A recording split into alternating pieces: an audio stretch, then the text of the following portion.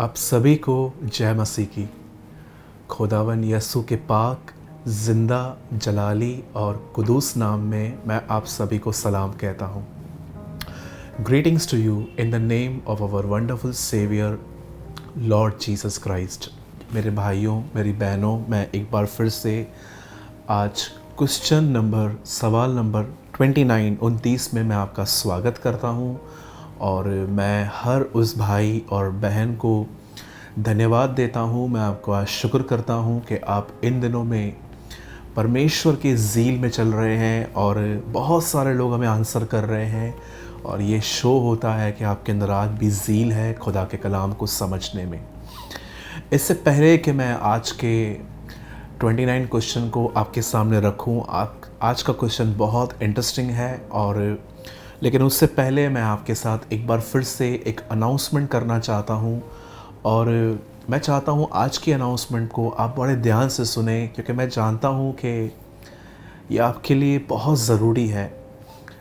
आप जानते होंगे कि प्रभु यीशु मसीह के 72 चेले थे, 72। उन 72 में 12 थे और उस 12 में भी एक तीसरा ग्रुप था जिसमें 3 थे, पतरस, याकूब और यूहन्ना। प्रभु अच्छे से जानता है कि हर व्यक्ति को उतनी भूख और प्यास नहीं होती, इसीलिए उसने हर एक जगह पे चीज़ों को बांट दिया, उसने शंटिंग की, उसे 3 को रखा। और आप देखिए इन लोगों ने लेटर्स लिखे आगे चल के। मेरे भाइयों, मेरी बहनों, इस वचनों में से ये बातें देखकर हमने भी कुछ चीज़ें हमने स्टार्ट की थी और मुझे लगता है कि आज मैं आपको ये बात एक्सप्लेन करूं। इन दिनों में लॉकडाउन है और हम इन दिनों में 3 दिन कलीसिया जूम पे ले रहे हैं। ये मीटिंग्स ट्यूसडे, फ्राइडे और संडे को होती है। इस मीटिंग में 2000 लोग एक साथ खुदावन का कलाम सुन सकते हैं और प्रभु ने चाहा तो हम आने वाले दिनों में इसे और भी बढ़ाएंगे। इन 2000 लोगों में जो भी लोग आते हैं और जो सीखते हैं उसके नोट्स बनाते हैं। वो एक पेपर पे जो उन्होंने लिखा है, जो उन्होंने सीखा है, वो लिखते हैं और वो हमें बेचते हैं।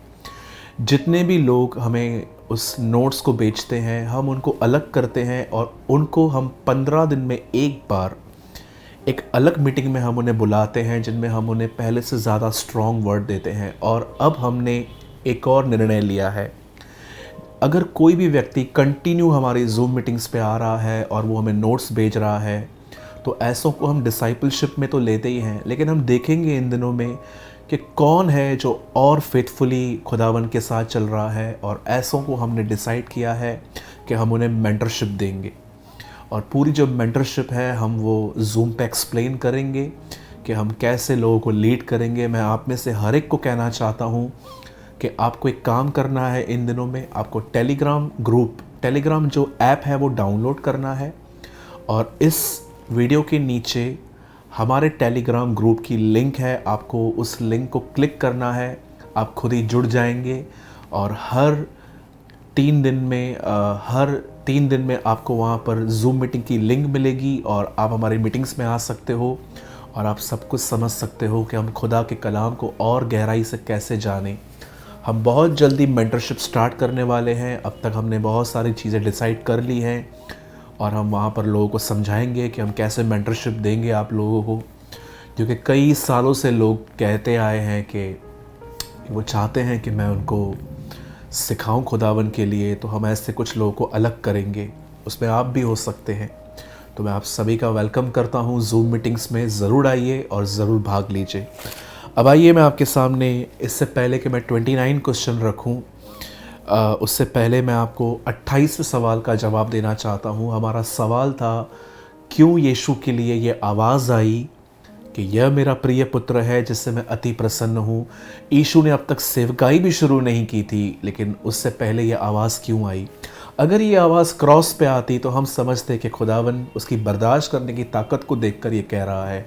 लेकिन यहाँ पर ऐसा यीशु ने क्या किया कि उसके लिए आवाज़ आई कि यह मेरा प्रिय पुत्र है जिससे मैं प्रसन्न हूँ, अति प्रसन्न हूँ।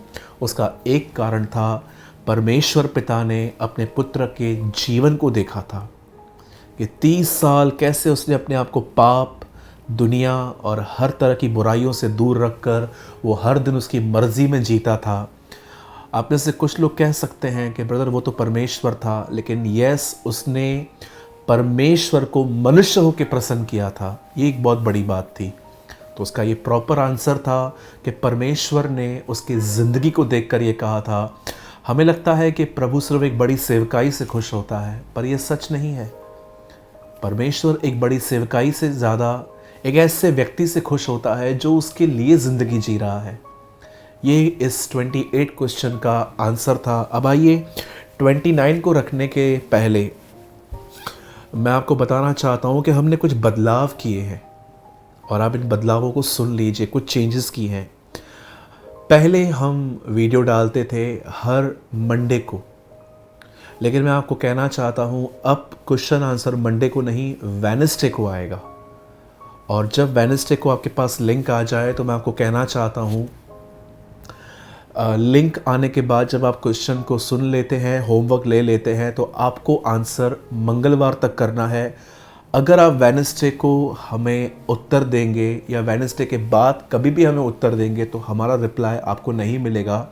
हमने एक नियम बनाया है कि हम हर बुधवार को आपको वीडियो देंगे, सवाल पूछेंगे और आपको आंसर अगले वीक के मंगलवार तक, ट्यूसडे तक देना है। वेडनेसडे के दिन आप में से अगर कोई भी हमें उत्तर भेजेगा या वेडनेसडे के बाद आप भेजेंगे तो हमारी तरफ से आपको रिप्लाई नहीं आएगा। आपको उत्तर देने के लिए 6 दिन है और इन 6 दिनों में आप उत्तर भेज सकते हैं। और दूसरी चीज़ जो मैं आपको बताना चाहता हूँ वो ये है, आपको किसी भी अलग जगह पे आपको आंसर नहीं करना है। बहुत सारे लोग चर्च के जगह पर चर्च के नंबर पे आंसर कर देते हैं। कई लोग मेरे मैसेंजर पे करते हैं और मैं उनको उत्तर नहीं दे पाता। अगर आप में से जिस किसी को भी उत्तर देना है आपको इसी नंबर पे देना है और वो स्क्रीन पर है 9112656445। और अगर आप इंडिया से बाहर हैं, भारत से बाहर रहते हैं, तो आपका कोड है +91 और आपको उत्तर वॉइस नोट में नहीं देना है। और अगर आप पहली बार उत्तर दे रहे हैं तो आपको अपना नाम और अपने शहर का नाम ज़रूर लिखकर भेजना है। और हमारे आंसर्स जब आप हमें आंसर करेंगे, हमारे आंसर आपको ट्यूसडे तक मिल जाएंगे। और ठीक है, अब आइए हम आपके सामने एक बहुत ही इंटरेस्टिंग क्वेश्चन रख रहे हैं और मैं जानता हूँ आज का क्वेश्चन बहुत बढ़िया है। सबसे पहले आपका होमवर्क है आज उत्पत्ति 3 अध्याय 1 से लेकर 13 तक। उत्पत्ति जेनेसिस पैदाइश की किताब 3 बाब 1 to 13 1 से लेकर 13 तक। जब आप ये पढ़ेंगे तो आपको पता चलेगा कि खुदावन ने इंसान को एक घर में रखा, अदन की वाटिका, एडन गार्डन में, अदन के भाग में रखा। और आपने वहाँ देखा कि कैसे शैतान आया एक सांप के रूप में, उसने हवा को बहकाया, हवा ने खुद फल खाया और फिर आदम को भी ऑफ़र किया और आदम ने भी खाया। आपका होमवर्क है उत्पत्ति का 3 अध्याय उसका 1 से लेकर 13। आप आराम से पढ़ लीजिए। और सवाल अब ये है कि जब शैतान वहां पर सांप के रूप में आया, परमेश्वर ने इस अदन की वाटिका के आसपास एक बाउंड्री क्यों न रखी थी कि शैतान यहां पर ना आ सके? क्यों परमेश्वर ने अलाउ किया कि शैतान वहां आए और उसके बच्चों को भरमा पाए? परमेश्वर ने ये ठहराया नहीं था कि ये भरमाए जाएं, पर परमेश्वर ने अलाउ क्यों किया?